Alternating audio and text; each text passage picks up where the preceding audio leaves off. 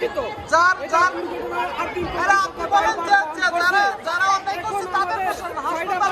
হাসপাতাল কেন বন্ধ করবে? মৃত্যুবরণ করে সরকারকে কি বলবেন এই ব্যাপারে?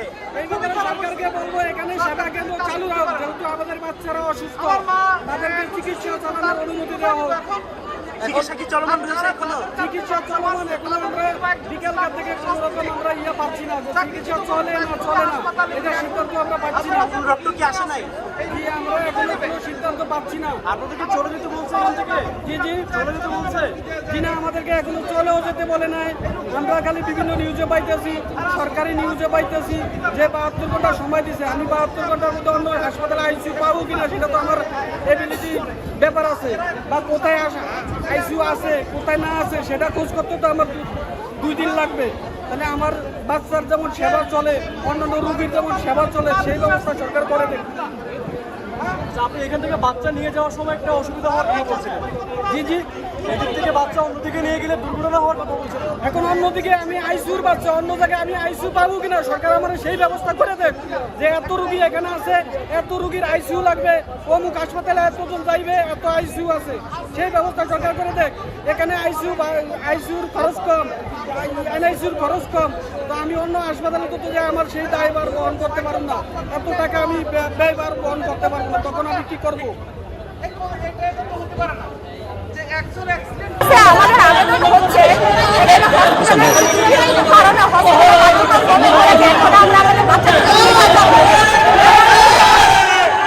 আমার 2টা বাচ্চা হসপিটালে ভর্তি, আজকে 1 মাস যাবো।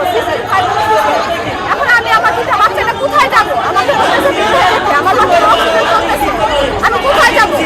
স্বাস্থ্যমন্ত্রী এখানে আসতে হবে, আমাদের বাচ্চার দায়ভার নিতে হবে, আমাদের হসপিটালে চিকিৎসা আমাদের চিকিৎসা খরচ বহন করতে হবে। হসপিটাল থেকে বের হবো, এর আগে আমরা হসপিটাল থেকে বের হবো না।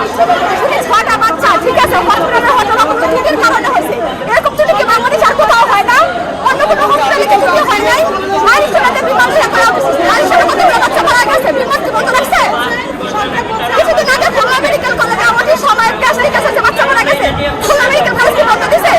এরকম অহরহ ঘটনা ঘটেছে। উনি কোনো কিছু নির্দেশনা না দিয়ে কেন হসপিটাল বন্ধ করে দেবে? আমাদের বাচ্চাদের দায়ভার কে নিবে? স্বাস্থ্যমন্ত্রীর কাছে আমার আবেদন, আমাদের বাচ্চার দায়ভার কি স্বাস্থ্যমন্ত্রী নিবে? যদি স্বাস্থ্যমন্ত্রী আমাদের বাচ্চার দায়ভার নেয়, তাহলে আমরা হসপিটাল থেকে বের হবো না, আমরা হসপিটাল থেকে বের হবো না।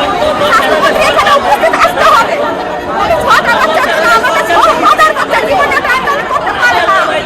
স্বাস্থ্যমন্ত্রী এখানে আসতে হবে, আমাদের আশ্বাস দিতে হবে, তারপরে আমরা হসপিটাল থেকে বের হবো। আমরা এই হসপিটালে অসুখ খরচে যে বর্তমানে চিকিৎসা পাই, অন্য কোথাও টাকা হচ্ছে অন্যান্য হসপিটালে আমরা যে প্রফেশনাল টাকা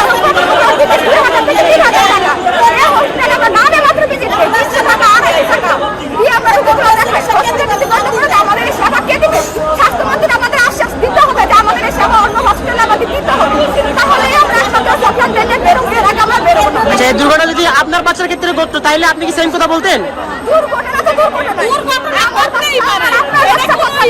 আমার বাচ্চা নিয়ে আমি এখানে আমাদের বাচ্চারা দুর্ঘটনা ঘটতে পারে, এটা কোনো হাসপাতাল দুর্ঘটনা না। 6টা বাচ্চা মারা গেছে, ওই হাসপাতাল বন্ধ করে বলে কি আর মানব চিকিৎসা দিকে সরকারি হসপিটালে মাসের পর মাস কোনো একটা রোগী ভর্তি করাতে পারি না আমরা। 6টা বাচ্চা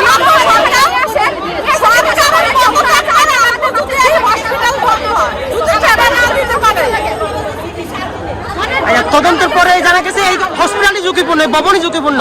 তারপরে আপনারা এই হসপিটালের পক্ষে সাবাই গাইছেন কেন?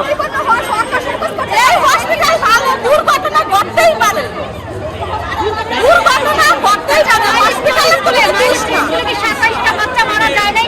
এই হসপিটালে একটা বেকারি আছে, সেটা কি আপনি জানেন? এখানে যে একটা হসপিটালে বেকারির কারণে তো বাচ্চা মারা যায় নাই, যে কোনো মুহূর্তে একটা দুর্ঘটনা করতে পারে বেকারি।